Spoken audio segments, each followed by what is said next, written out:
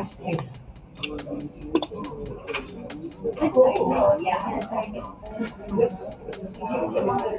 you go.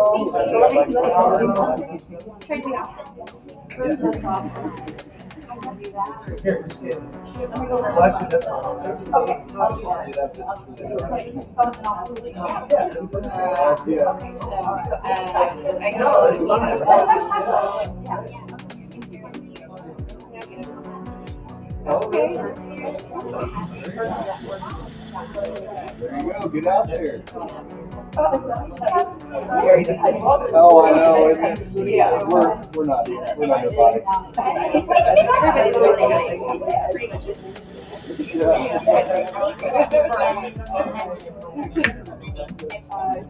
Can I take a picture with you? Okay.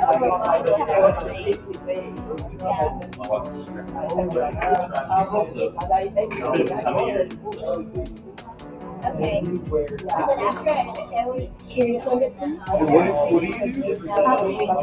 Painting.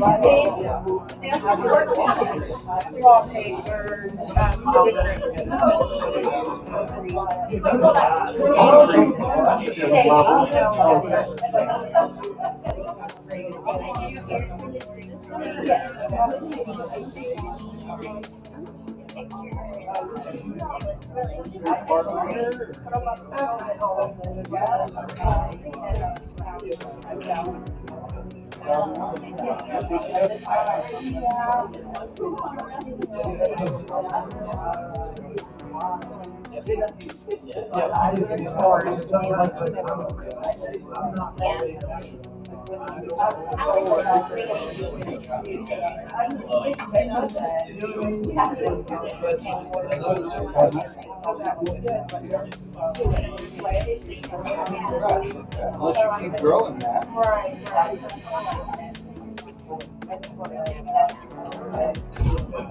Have you ever done any work with Marie?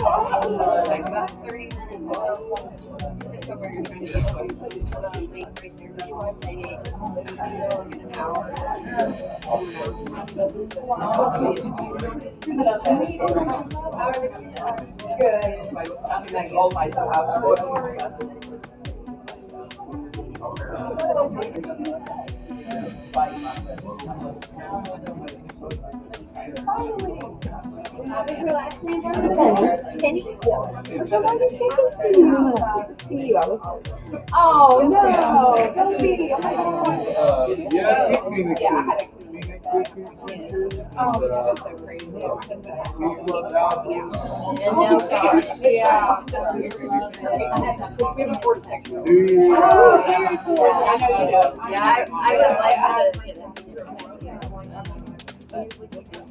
But we're definitely I know I see her a lot with you. It's the best. Yeah, very oh, so she calls you so sweet. Yeah.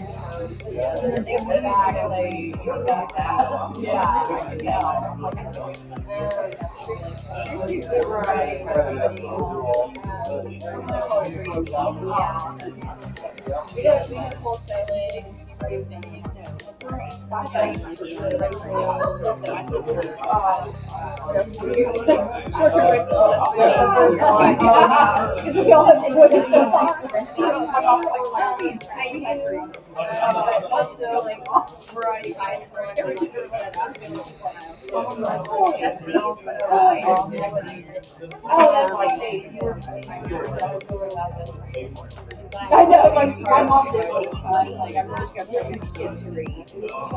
If you don't got the great time, you're not making you're doing a lot of money. We were all so yeah, I couldn't do that because we were older. Everybody knows that we were like she was 8 and I was like 10.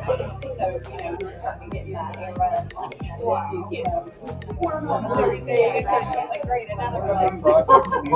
My dad was never fun.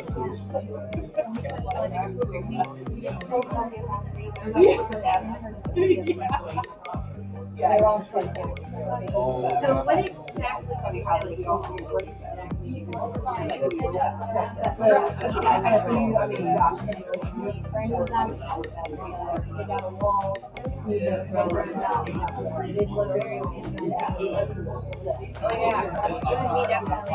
or you get a home inspection report and it's or an instructional engineer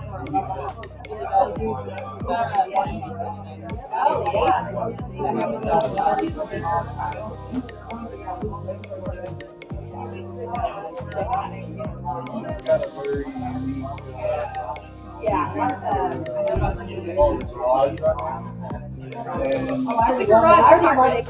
It's a garage apartment. It's kind of like they built a garage and they were like, we're going to keep it. And when I saw it,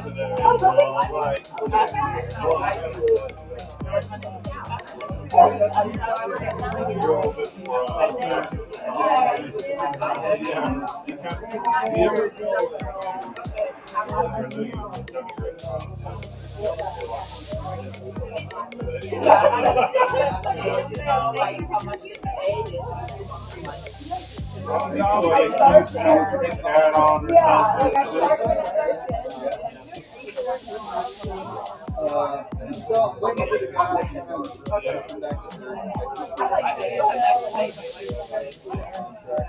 and basically I want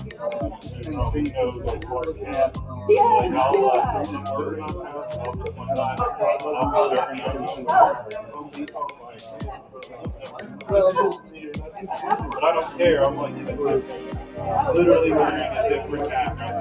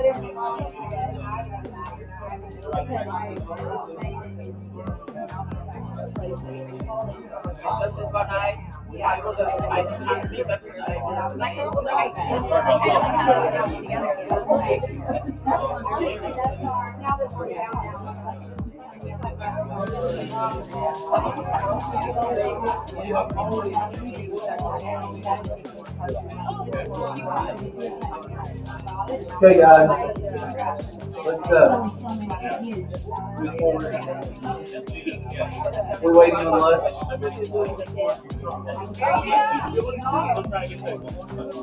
And I would love to give you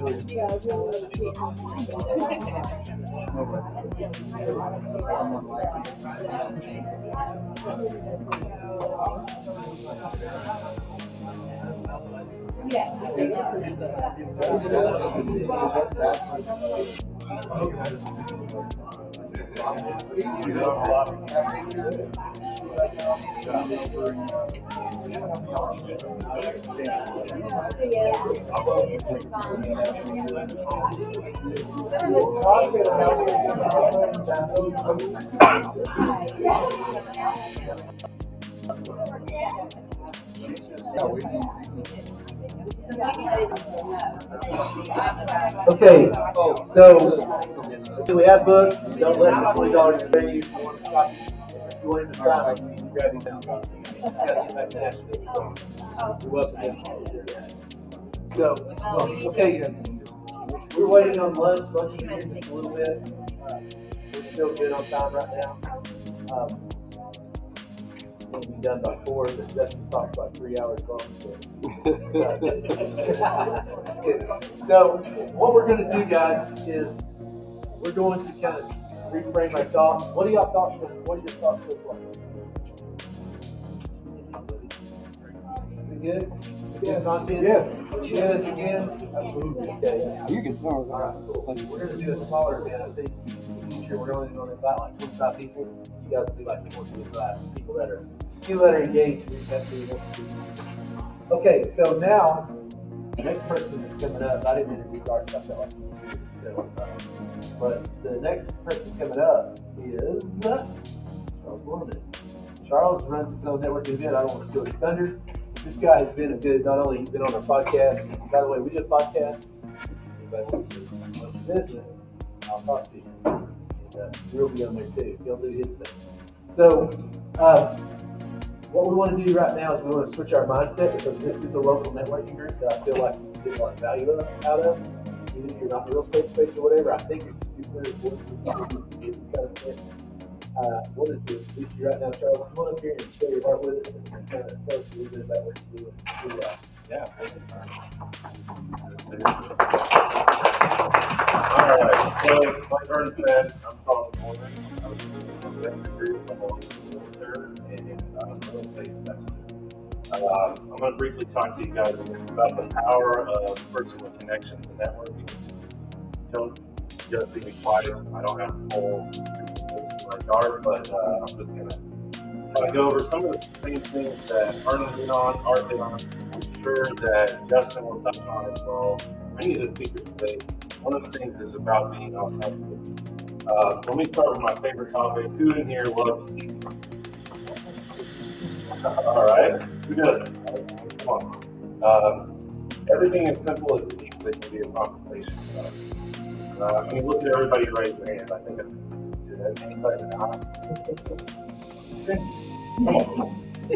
So that's what networking is really about. It's about finding common ground and building relationships. During high school, I worked at a place called Big Heads out in the skills I learned working with fellow teenagers, which is tough, engaging with the customers and building lifelong relationships. Those things have been invaluable in my business and in networking.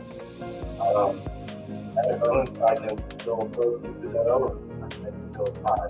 Certainly have to do it. But every job or personal pursuit that you do teaches something valuable if you apply it. You want to tap into what you're passionate about and apply that to connect with others. So I started off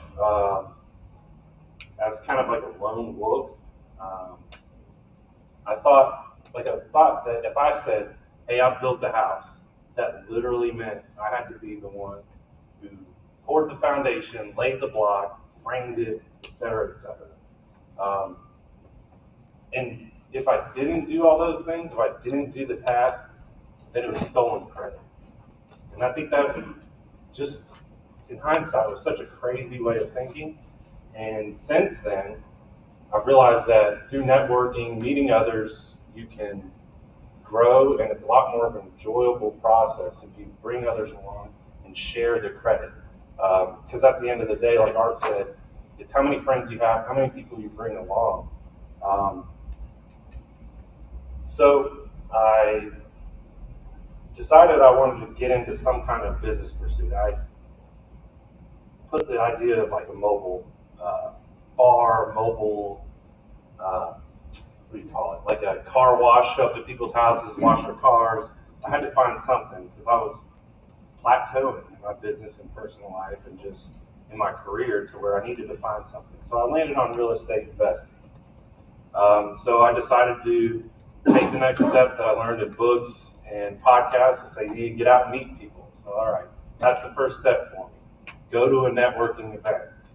And unfortunately for me, the first group I went to, I felt like it was very transactional, and I needed to prove myself to be considered on the same level. And that's no knock to them. I wouldn't name them. They're not as active now, and for whatever reasons, but for me, I learned that I needed to up my level, so that's fair.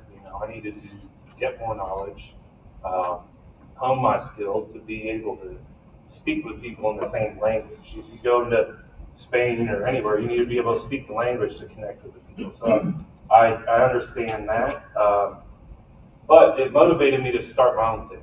So I started Sono Investor Group. I wanted to create a welcoming space that was for people who really could connect with each other and not just about business. We launched in July of 2020. It's a great time to start an in-person networking event during the global pandemic. So I think the real goal of networking is relationships over transactions. It's not just about collecting business cards. That's probably a thing you'll hear today. It's important, bring your business cards. I had an open house one time where I was like, I'm going to be a new age agent. I'm going to do the online thing. And the community I was in was elderly and retiree, and none of them had a smartphone or any kind of app. And I was like, well, shoot, there goes every lead I would have potentially got. But I still tried to build a relationship, although there was some drama they wanted to talk about the neighbors. Who here has read The Go-Giver by Bob Burg? Okay, so that's, I always try to throw that out there to any chance I can. Primarily it's a book about giving first, and I highly recommend it if you haven't read it. Success in networking is similar. If you show up with a goal on how you can help those you meet, then and be genuinely interested and add value, then you will be a go-giver in that sense, and you will get value out of that as well. I want you to start like engaging in better conversations. So ask, what do you do? Instead of asking, what do you do, or how many sales have you done? Try to ask questions like, what brought you here today? What is the ideal person you'd love to meet? I know Justin's asked that question to me here. I try to do that as well, being a host. You could be a host inside of the networking groups that you go to as well. And for me, that's something that I leaned on really heavily. Is I didn't know anything. I wasn't an expert. So I knew I could be a helper. I could help connect people. So if you have some insecurities, or not to point you out, BJ, but like you said, hey, how do I break the ice, or how do I not say something wrong? Just be a helper. Be somebody who can connect others, who can that's what we're here for. We're here to connect. And I want to meet every one of you if I haven't. I've met a lot of you, but and remember, everybody has value. Isn't it just about connecting up? I love that Vernon mentioned that you want to be tactical and you want to have a plan, because otherwise we're just floating around. We don't have systems in place. We're just not doing anything. I struggle with that. That's why I have a business coach and everything. But you gotta have a plan. But it isn't just about connecting, guys. Meeting someone who's new to business can be just as beneficial to you as meeting somebody who's on the umpteenth level. Somebody new can solidify your core beliefs. So you're telling them kind of where you started, what everything, what got your passion ignited, and reminding you of your beginnings. They might even be somebody you mentor or you could add to your team. So there's a pragmatic level there too. Like we're like, okay, these are people I can help, but we can help each other. Have them do the tasks that a new person should probably be doing to grow their skills. And when we do have the opportunity to meet somebody who's a little further along their journey, try to add value. Do your homework. If you want to have a sit-down conversation with Art, I'm sure you would, or anybody in this room who's on a different level, try to at least know who they are, what they do, and instead of just ask, try to reciprocate, be interested in what they do, and try to dive into what drives them. And show some humility. I think that was brought up. Nobody wants to help the person who knows it all, and we can all learn from everybody, no matter where we are in our journey. And deeper connections do lead to more business.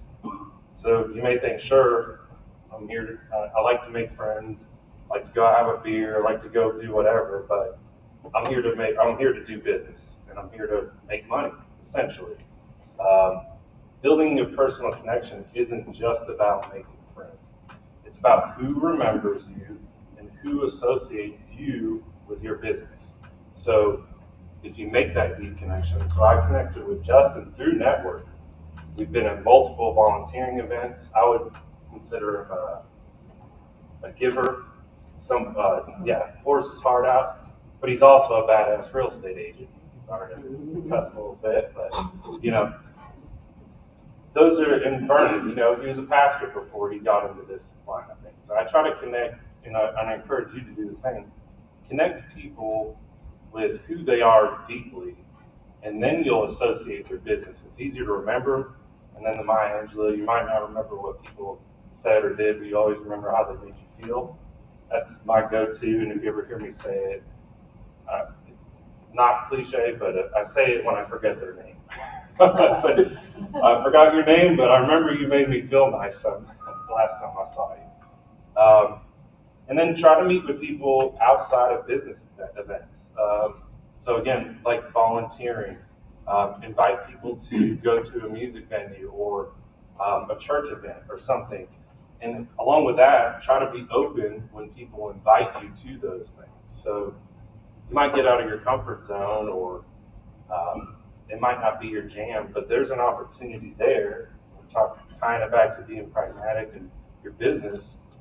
You're going to meet people that you never would have met in a formal networking event. A lot of us hit the same circles. That's why we know each other here locally. We got to either go to Nashville or go to Murfreesboro or go somewhere to meet people outside of our direct circle that do business we do. The easiest way to grow your sphere is to do things that have nothing to do with business, like nothing. So I encourage you to either be an inviter or be open to being invited to things like that. There is an emotional side to network. I mean, why do people really network? Obviously to grow their business, but they have deeper motivations. So a lot of us work with real estate investors. People think that's just a numbers game or whatever their motivation is. It's always going to be some kind of an emotional draw. Either it's financial security they're looking for, financial freedom, impact, legacy. These are all emotional drivers for people that got them into business or doing a networking event anyways. You guys are here on a Saturday. Like, I got better things to do on a Saturday than just like wasting my time. So we're here for a goal. We've got motivations. We've got things that drive us in these directions. And when you're asking questions, try to ask people like, what inspired you to start your business? what's your biggest goal right now? I mean, not just in business, like what's your biggest goal? Is it to lose 10 pounds? Is it to do a triathlon? Like, and what is something you're passionate about outside? Or do you like to make pottery? Do you like to, I go snowboarding and pizza. That's my thing. When you tap into what drives people, your conversation becomes more meaningful. So tying it back to the networking side of things, you have a very short time, and you know, you got speed networking. That one I need to go to that because it's going to be way out of my comfort zone. It's I encourage people to make the deep connection. You got to do it in a quick way. So trying to find out a common ground and just working on that and growing it over time. But you have to care first. And if you don't care, why are you here? You have to actually give a crap. The best networkers. Why are deep connections important to do, Charles? Because I know I've never seen you do it. If business is not like the first, second, or third thing, I ever heard you mention about. So why are deep connections important to you? Deep connections are important to me because that fulfills my life. It's the reason I host a networking group is it's cathartic for me to be a host. Me being a little bit taller, Vernon was saying, I think I've internalized, I've been doing it long enough, I've done a lot of introspection and everything, and why I host and all that. In the matchmaking, I'm like, it's like I'm playing a little chess. It's like, I know Vernon, and I met this person new, and I know they haven't met. I kind of want to just mix them around a little bit, draw people over. But for me, that's what enriches my life, that and nature and spirituality, just in that sense, as far as connecting with nature and stuff. So people first, nature and everything like that. But yeah, great question. Again, I'm excited to hear your talk later because you always ask really thoughtful questions. Um, but also finding the right networking space is important. So it's really difficult to make a deep connection with people. Like speed networking sounds great, but it might not be your jam, and that's okay too. There's gonna be something else out there, whether it's at a coffee shop during the mornings or it's a young professional mixer or even a church-based group. There's always something out there that you could find or create your own. I'm a believer if you do any kind of art or anything you do, if you like it, somebody else probably will too. They got the weirdest music out there. And you go to the Pilot Light, you can see some of the most progressive, wildest things, and there's always a crowd of people who are drawn to it. And if you just invite people, I encourage you to start your own. If you just feel like, hey, I'm a great host, I'd love to play the little matchmaker thing, I'd love to connect people, or I'm not getting it from any of the local groups that I have. And I mean, Megan, her brand is top tier, everything put together. I could see some like a rooftop networking event where it's black tie only. You know, we don't have that in Knoxville yet. So that sounds like something somebody might be drawn towards, and the people who are drawn towards that are going to show up if you're consistent. I think consistency will be hit on a few times, but building a network, meeting people, building that relationship isn't just a one-time thing. Either it's working out, learning a language, or building anything. It takes consistent effort. Brenda and I have a great relationship through networking, but it wasn't just the first time. We connected, but you catch up. I hate, you said, how did you get caught with people? You might realize this. No offense, I try to ignore some of the people I know the most, or connect them with people, or at least bring a third party in. So if you get caught, there's always a satellite or somebody just floating around. Just try to bring them in. You know, you're catching up, you're talking about your kids, you're talking about your church. You've already built a deep relationship. Continue that, but bring somebody else in. See how that can segue into their life and make them better. And wrapping up, some final takeaways would be Obviously, one real relationship's worth in handing out a bunch of cards or getting cards. You actually like action. You have to do something with those cards. Put them in your phone, call them, do work. If you don't associate people with their business, then you won't remember them. And that's also reciprocal. You need to be associated with your business on a personal level. I'd like to encourage you guys to be curious. That was brought up earlier. Humble and value driven, and be a consistent go-giver, and your business will grow. And if you need any kind of icebreaker, just ask them if they like pizza.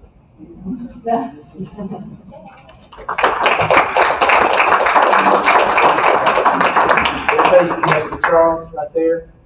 Lunch is being presented back here to us. We have salsaritas, so we'll have plenty to eat here in just a minute. But, sorry guys, walk right in front of where I told y'all to scan. But if you do not know Charles, this is a guy that I think you should. What you see is what you get. Super, super cool, chill guy that just loves people. And like he said, he loves nature. He loves doing the things he loves to do. And I'm gonna just be honest with you.